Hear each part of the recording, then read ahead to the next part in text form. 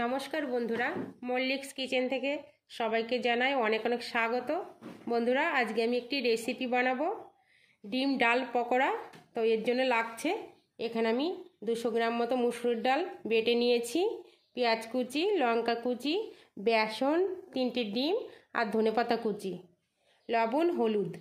তো আপনারা আপনাদের প্রয়োজন মতো ডিম নিতে পারেন। আমি এখানে 3টে ডিম নিয়েছি। তো আমি এখন সবগুলো দিয়ে এই ডালটা ম্যারিনেট করে নেব। পেঁয়াজ কুচি দিয়ে দিয়েছি, ধনেপাতা কুচি,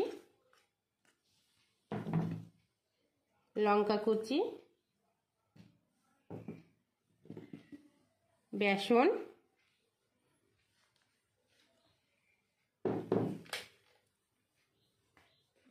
পরিমাণ মতো লবণ, হলুদ গুঁড়ো, ডিম,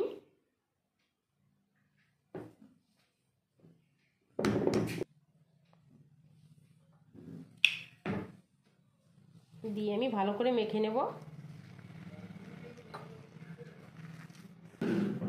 দিয়ে দেবো একটু চালের গুঁড়ি,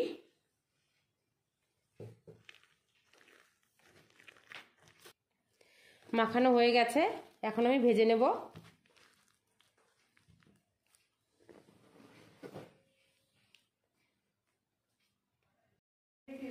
কড়াইতে দিয়ে দেবো সাদা তেল।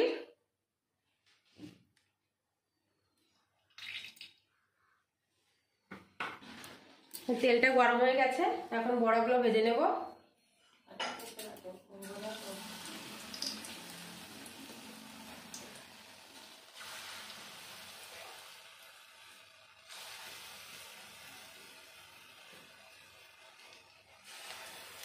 বন্ধুরা, এই পকোড়াটি গরম ভাত ও পান্তা ভাতের সঙ্গে খেতে খুবই ভালো লাগে। একবার হলেও বানিয়ে খেয়ে দেখবেন, আশা করি সবার খুব ভালো লাগবে।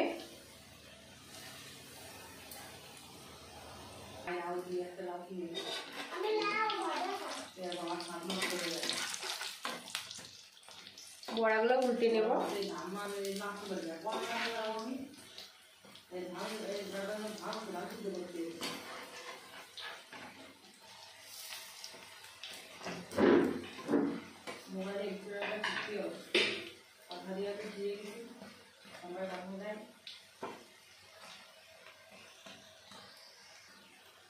এই রেসিপিটি এমনি খেতেও খুব ভালো লাগে। এই পকোড়াটি এমনিও খেয়ে দেখবেন, দারুণ লাগে খেতে।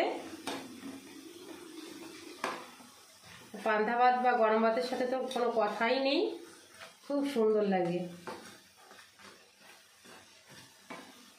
তো তৈরি আমার ডিম ডাল পকোড়া। ভাজা হয়ে গেছে, এখন আমি নামিয়ে নেব। দেখুন কি সুন্দর ফুলেছে, দারুণ টেস্টি একটা পকোড়া, কি সুন্দর।